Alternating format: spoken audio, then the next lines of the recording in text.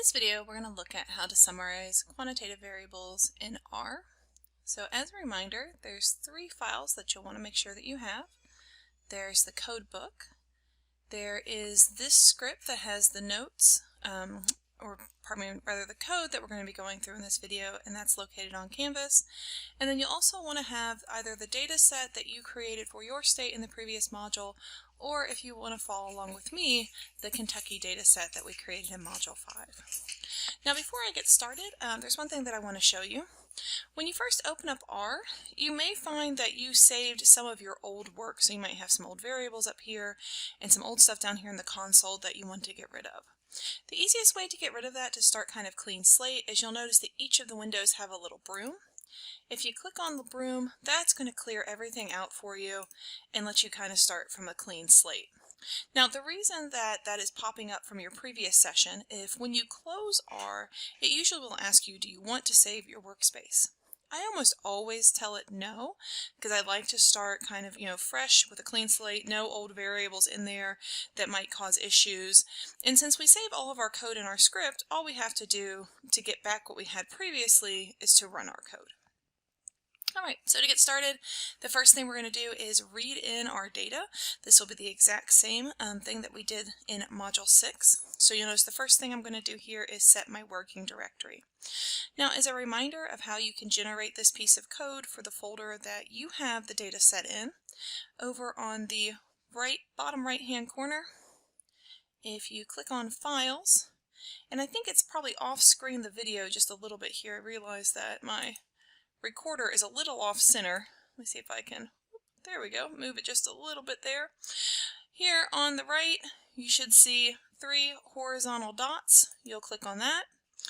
And then what that's going to do is open up where you can navigate through the different folders on your computer and select the folder that contains the file. Then you'll go to More, Set as Working Directory, and that will generate the code down here that you can then save. Alright, once we've set our working directory, we're going to read in the data set. Here I'm going to read in the Kentucky 2020 data. Again, exact same that we saw last time. I always want to do a couple checks to make sure things that look good. Notice here I've got 2,869 observations of 279 variables. That is exactly what I expect for the Kentucky data set. I could also use the view function to view the data. I don't have to do this, but it's always a good idea just to kind of look through and make sure nothing looks off. So in other words, if I saw that all of my values were missing, I might be concerned, but this looks good. Okay. So next we're going to look at how to calculate some different summary statistics. And I am going to do this for the sleep time variable. So before we get started, let's go to the code book and look at some information about this variable. So as a reminder, in the code book, bring it over here.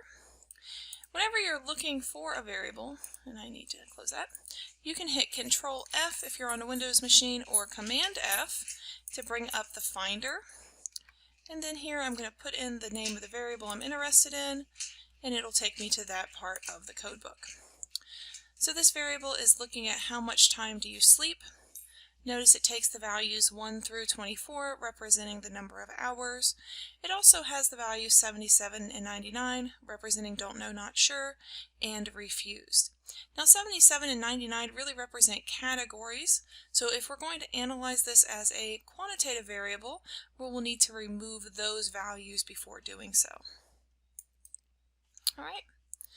So let's get a look at that sleep variable for the state of Kentucky. The first thing I'm going to do is pull that variable from the data set and assign it to be the object sleep var. So very similar to what we've seen before. Next, I'm going to look at a table of that variable. So looking at the table, I can see for the state of Kentucky, there were 759 people who slept 8 hours a night, 28 who say they sleep 12 hours a day, and then I also have some observations with the 77 and the 99. And remember, those represent those categories, and we'll need to remove those. Next, I'm going to look at the length of this variable. Now, I anticipate that the length of this object is going to be equal to the number of observations in the data set, because remember, when we use length, it will count the missing if there are any missing in the variable. And we see here that it is equal to 2,869, which is what we expect. Next, I'm going to find the number of missing for this variable.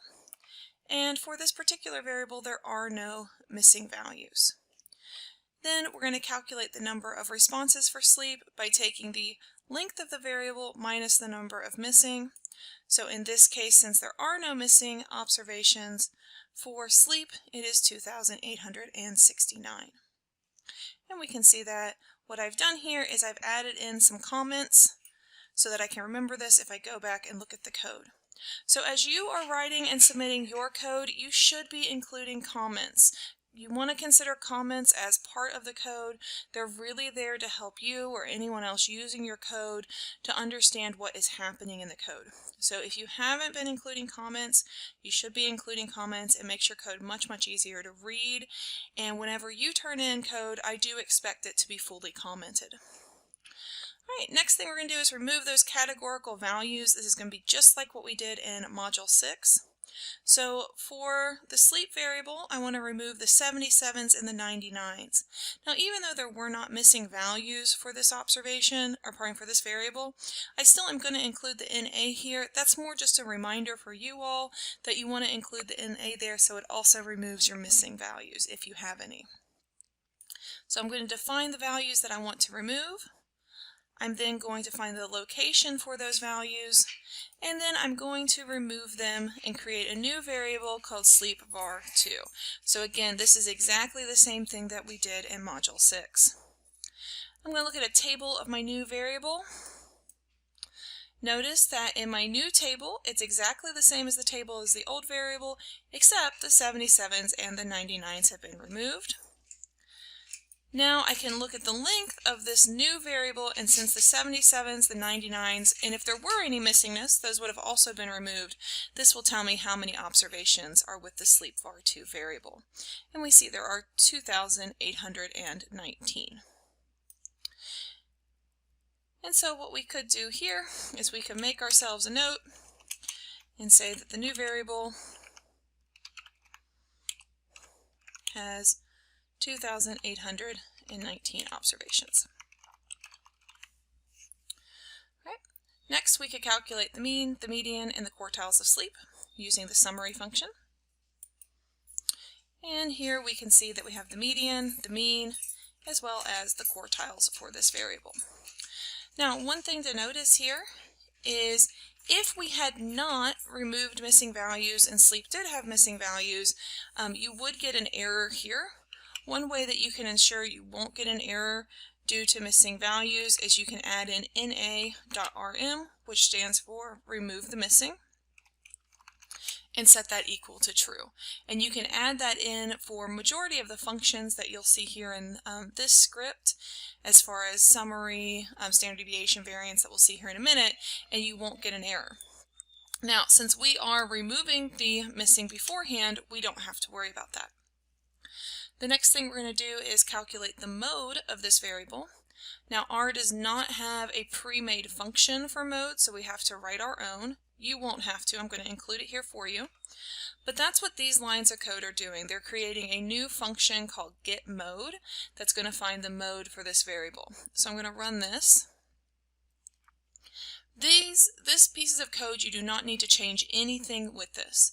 You'll just want to copy this exactly how it is and run it, and it will create the function for you. So do not make any changes to this piece. Now to find the mode, we can use that new function getMode and apply it to our variable, and we see the mode is equal to 8. We can also find the standard deviation and the variance using the SD and the VAR function. We can find the IQR using the IQR function. And we could create a box plot using the box plot function. Now, as usual with other plots that we've seen, the function by itself doesn't make the most beautiful plots, but we can add in some options to help us. So here's a new box plot with options, and I'll talk through those options. The first one is main, which is the title, and we've seen this one before. Notice here I've added in that n is equal to 2,819, so just like we saw before, because that's the number of observations that are going into creating this plot. My xlab is going to be equal to hours. COL changes the color inside of the box. Border changes the lines on the box. PCH changes the point types. So just for illustration, we could change that to a 22. If I rerun it, you'll notice it changes to those. I prefer the points that are filled in, but that choice is up to you. And then horizontal is equal to true because I've created a horizontal box plot here. Now, if you wanted a vertical box plot, you would just remove this option, and then instead of labeling the x-axis, you would want to label the y-axis using YLab. So this is how we can summarize a single quantitative variable. But often what we want to do is we want to summarize a quantitative variable for different levels of a categorical variable. So we're going to see how to do that next. So for this example, we're going to look at the quantitative variable sleep time, which you've already seen, and we're going to look at the categorical variable flu shot 7. And so flu shot 7, let's look at it in the code book. So here's our code book, and I want to look up flu shot 7. And so we're going to try to find the place where flu shot is actually defined, not just used, so we might have to scroll through just a little bit. And here it is. So we can say flu shot stands for, in the past 12 months, have you received either the flu vaccine that was sprayed into your nose or the flu shot injected into your arm? It takes 4 values, 1, 2, 7, and 9, where 1 is a yes and 2 is a no. So the 1 and the 2 are going to be the ones that we are the most interested in. And so let's look at flu shot for the state of Kentucky. So just like we've done with all our other variables, I'm going to create a new object called fluvar, and I'm going to look at a table of it to look at what the flu variable looks like for the state of Kentucky. So we can see for the state of Kentucky, we had 1,374 that had the shot, 1,064 that didn't, and then we have a couple of those 7s and 9s. So next what I want to do is I want to create an object to store all the sleep times for people who got the flu shot and all the sleep times for people who did not get the flu shot. Now, notice to do this, we want to start out with the original sleep variable. And so what I mean by that is if we go all the way to the top here, this is that sleep variable that we created straight from the data set. The reason for this is we want to start out with that variable because since we're starting out with the flu variable from the full data set, we need the observations to line up. So in other words, if subject 1 got the flu shot and, I don't know, got 8 hours of sleep a night, we need to make sure that those are in the same place in terms of the rows of our data set. For sleep var 2, we removed some of the observations, and so that messes up the ordering if we're going to compare it to flu shot. So what we're going to do is create a new object called sleep yes, because we want to create an object to hold the sleep times for those that got the flu shot. So to create this, we call the original sleep variable, and then we want to find all the flu variables that are equal to 1. And notice there is a double equal sign here. Similar to no, we want to find all the sleep times for those who did not get this flu shot. And so you'll see that here. Okay, so we run these. And so now let's look at a comparison of the sleep times for those that got the flu shot and those that didn't. So for those that did get the flu shot, we can see that we had 39 people get 10 hours of sleep, and for the no, 40 people get 10 hours of sleep.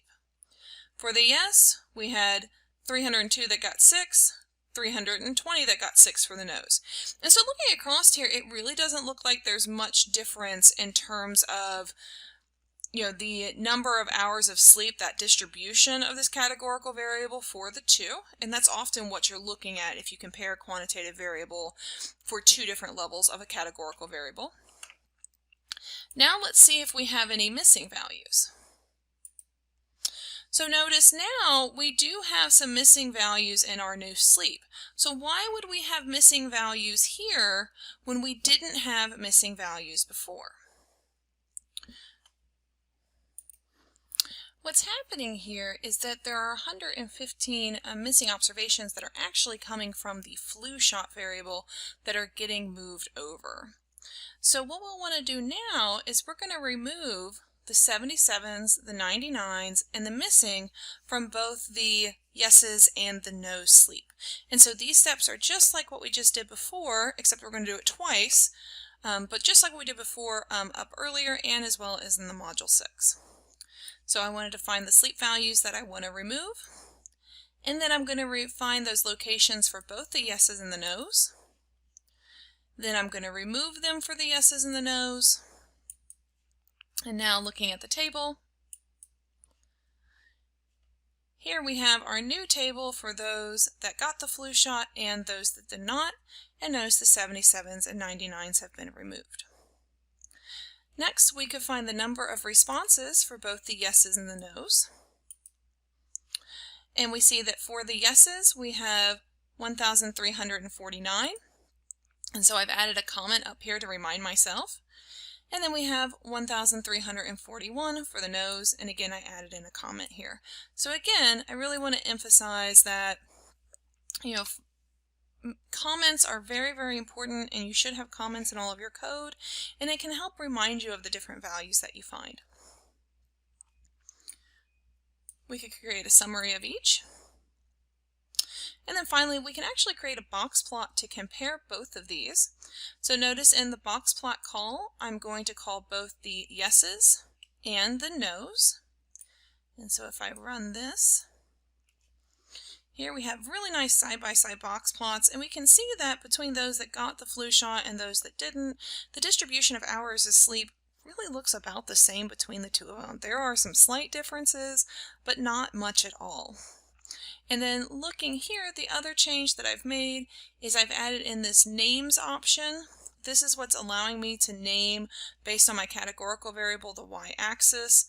So for my flu shot, I have yes and the number of yeses, and nos and the number of nos next to that. So as always, if you have any questions or you need any help, please let me know.